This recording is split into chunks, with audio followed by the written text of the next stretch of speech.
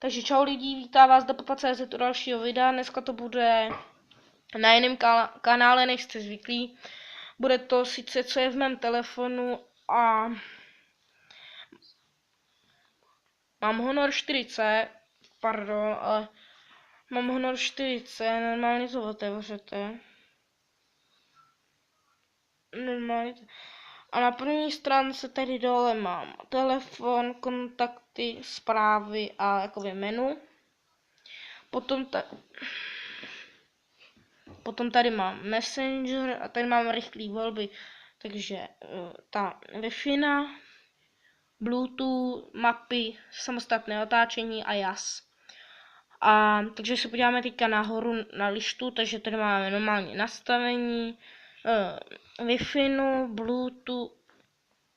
Bluetooth, nastavení, auto otáčení, zvuky, snímek obrazovky, svítilna, datové přenosy, GPS, jas a to je jakoby tady všechno. Takže se přesuneme na jednu stránku. Tady je správce telefonu, internet, videa, hodiny, kalendář, nastavení, soubory, e-mail,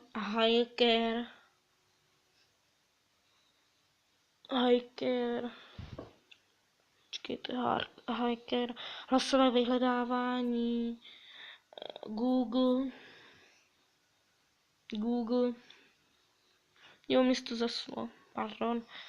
A tady jsou nástroje, tam je počasí, zrcadlo, lupa, tady je svítilna, kalkulačka, poznámkový blok a tady dole FM rádio, záznamník, záloha a to je tady všechno. Jo, ještě tady. A tady je aktualizační program EMUI, to je z toho Huawei, potom stahování, T-Mobile, nástroje SIM, zámek obrazovky a tady si můžete přidat další aplikace. Takže tady jdeme na nejlepší aplikace, což je Twitter, Facebook, Highlights a zase si můžete přidat další. Tady mám hry, řeknu vám, který tam byly a který jsem si stáhl.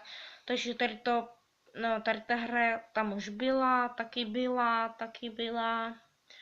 Dragon Mania taky, Puzzle Pets taky, Real Football 2015 taky, Spider-Man Ultimate taky.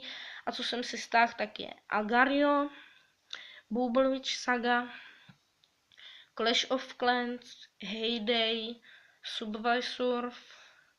Tady máme potom Water, tak prostě dáváte a Cut Drop zadarmo prostě, no. A potom tady máme poslední, což je nějaká složka. Tam máme Google Chrome, Gmail, Google Plus, mapy, hudba Play, filmy Play, knihy Play, Kiosk Play, hry Play.